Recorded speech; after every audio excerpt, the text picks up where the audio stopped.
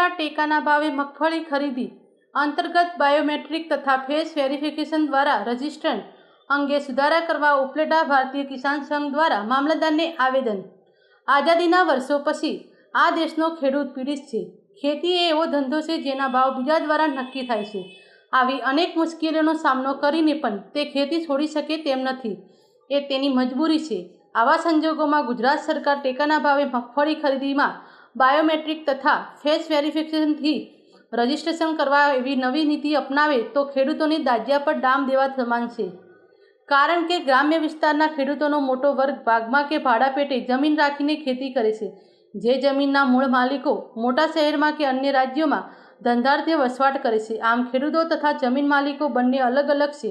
જો સરકાર દ્વારા ખરીદી પ્રક્રિયામાં સાચી સ્પષ્ટતા કરવી હોય તો ગ્રામ સેવક તેમજ અન્ય સરકારી કર્મચારી મારફતે ખેતર પર પાકનો સર્વે કરી જૂની પદ્ધતિ દ્વારા ખરીદી કરવામાં આવે તો જ સાચા અર્થમાં ખેડૂતોને લાભ મળી શકે। આવા અનેક મુદ્દાઓને લઈ ઉપલેટા ભારતીય કિસાન સંઘ દ્વારા મામલતદારને આવેદનપત્ર આપી આવા કાયદામાં સુધારો કરવા રજૂઆત કરાઈ હતી। આજ રોજ અમો ઉપલેટા મામલતદાર કચેરી ખાતે તાલુકા પંચાયતના સદસ્યો, જિલ્લા પંચાયતના સદસ્ય, ખેડૂત અગ્રણીઓ, ખેડૂતો,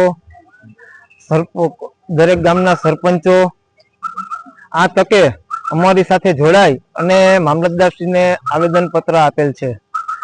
તાજેતરની અંદર સરકારશ્રી દ્વારા ટેકાના ભાવે મગફળી ખરીદી અંતર્ગત ફેસ વેરિફિકેશન તથા બાયોમેટ્રિક પદ્ધતિથી જે ખરીદી કરવા માટેના જે નિર્ણયો લીધેલા છે, ખરેખર તે નિર્ણયો ખેડૂતોના હિત વિરોધી નિર્ણય છે। આવા નિર્ણયો લેવાથી અમારા વિસ્તારના ખેડૂતોની અંદર નારાજગી પ્રસરી છે। કારણ કે મોસ્ટ ઓફ ગામડાઓની અંદરના વિસ્તારના ખેડૂતો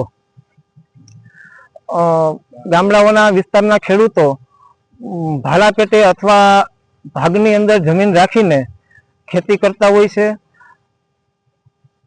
મોટા ભાગના જે ખાતેદારો અને જે માલિકો છે તે પોતાના ધંધાર્થે બીજા રાજ્યોમાં અથવા તો મોટા શહેરોની અંદર વસવાટ કરે છે।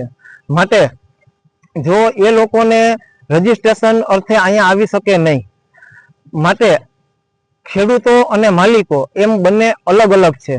જો ખરેખર સરકારશ્રીને મગફળી ખરીદી અંતર્ગત એને સાચી સ્પષ્ટતા જ કરવી હોય તો ખેડૂતોના ખેતરની અંદર ગ્રામ પંચાયતના તલાટી મંત્રી, ગ્રામ સેવક અથવા સરકારી કર્મચારી મારફત સર્વે કરાવી અને જો જૂની સિસ્ટમ પ્રમાણે ખરીદી કરવામાં આવે તો જ ખેડૂતોને ન્યાય મળી શકે અને ખેડૂતોને એનો લાભ મળી શકે અને ખેડૂતોના હિતનો નિર્ણય કહેવાય। આ આવેદનપત્રના માધ્યમથી અમારી માંગ એટલી જ છે કે સરકાર ખેડૂતોના હિતનો નિર્ણય કરે। Bureau report Arshibhai Ahir, Upleta.